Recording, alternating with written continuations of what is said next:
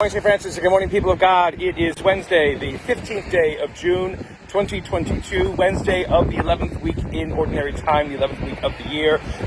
Just beginning from a different perspective, it's a sunny day still where I happen to be on location, and you can turn around, and there's the ocean. I'm not going to put on my sunglasses because the sun is right in my eyes. Okay, there we go. Much better. Okay.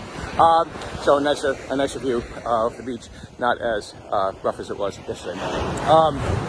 So today on this 11th, it's Wednesday of this 11th week in Ordinary Time, we conclude the life of Elijah the prophet from the Book of Kings with Elijah passing on the mantle of leadership for Israel as a prophet to Elisha. So Elijah, Elisha, make sure you get those two names straight. They're similar sounding, but they're differently spelled.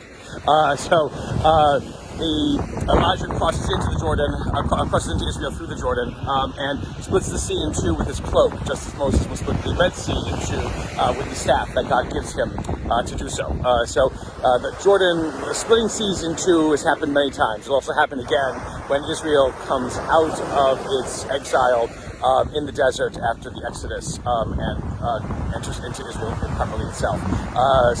Elijah kind of being the first to split the sea in two. They cross into the promised land, Elijah and Elisha, and Elijah is taken from Elisha in a fiery chariot with flaming horses and taken into heaven, body and soul, just like Mary. Again, Mary, not necessarily the first to be assumed. Elijah does not die, neither does the Blessed Mother, which is why Elijah is always understood to be the prophet that will announce the coming of the Messiah. And John the Baptist, whose birthday we will be celebrating in just a few days, actually next week, 1 week from today, again, is recognized as Elijah come to life in John the Baptist to announce the Messiah.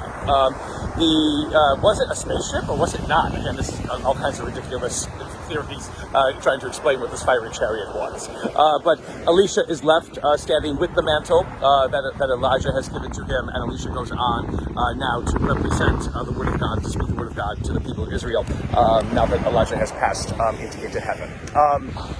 The gospel for today. So there's much else to say about that. The passing of the mantle, and also again the allusions to the Blessed Mother, and again the one who is the vessel for God to begin to do the work, the one who says yes, the one who gives over her will to God's will to allow for the fulfillment of salvation in the bringing forth of Christ. Again, is honored in the same way that Elijah is.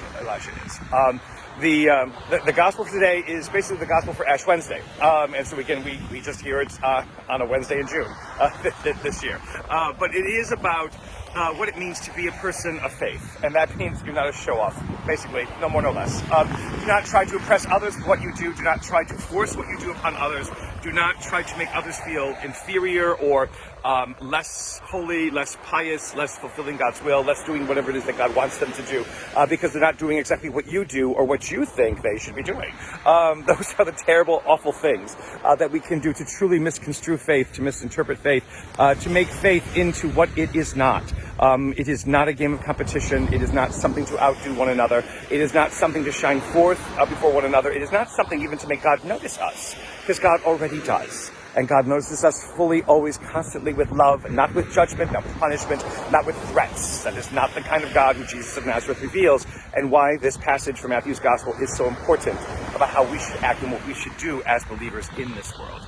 Taking that to heart, taking that seriously, allows our faith to impact more than we might imagine, more people than we might ever conceive, and to make God's reign become ever more present in this world in which we live. And may the Lord give you his peace.